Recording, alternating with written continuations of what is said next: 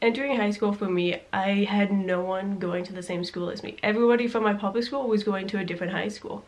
So I really was left alone to try and fend for myself.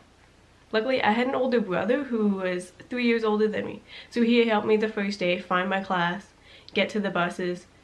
But other than that, I was kind of on my own. I had to try and make friends in the classes I had. But I wasn't very a social person. My public school was an art school, so we had 6-day schedules, 8 classes a day. We had a lot to do and a lot of expectations. Even though we still had all these things like drama and art and music, I was still a very shy kid compared to most other people. So going into high school not having anybody, it was very hard for me to make friends. For the first month, most of the time my brother would skip his 3rd period class to come and sit at lunch with me because I didn't have anybody to sit with. High school for me was very scary. I didn't know if I would really make any friends. I had such great friends from public school, but having none of them around me, I just wanted those same friends back.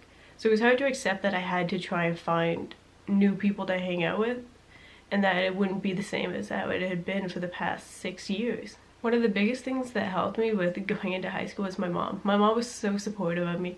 I'd be so afraid of being like, I'm never gonna find friends like the ones I had before. Like, I have all these other classes I have to do. I had to find my way around this new school I have nothing to know about. It was very stressful, and I was afraid, honestly. Coming from the household I grew up in, my mom was always very supportive about us being confident in who we are, learning to respect others, understanding that, like, if someone hurt you, they might have something else going on in their life, so it might not be directed towards you. It could be from something else. You never know what's going on in someone else's life. This became very helpful for me because I was able to connect with people better because I understood that other people have their own lives. I understood what they were going through. Because being a very shy person myself, I had experienced so many things of knowing what it's like to be afraid, to not have as many friends around you, and to, when you go up in front of the class to speak, not being able to do it because you're afraid. You're afraid of being judged. You're afraid of people not liking you.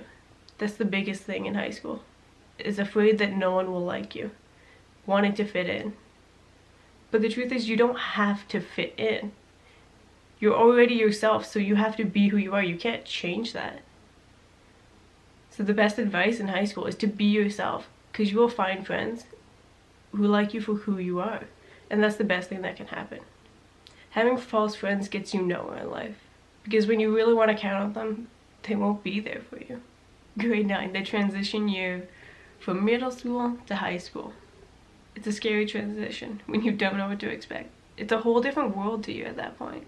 You never know what's gonna happen, what you're gonna have to do, what your classes are gonna be like, what will your teachers be like, how much more work am I gonna have to do? What will the people be like? Will the people like me? Will these people like me? It's the biggest question that a kid asks themselves going into high school. Will I be liked?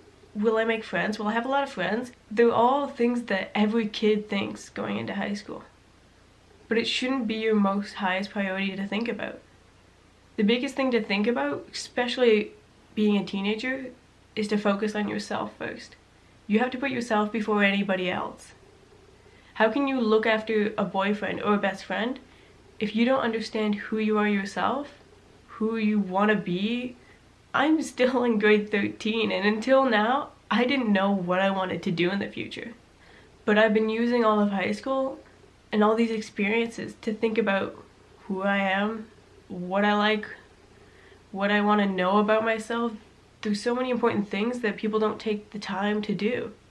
You have to understand who you are before you can commit to something else. To hear more about my high school experiences and what I've learned, tune in next week.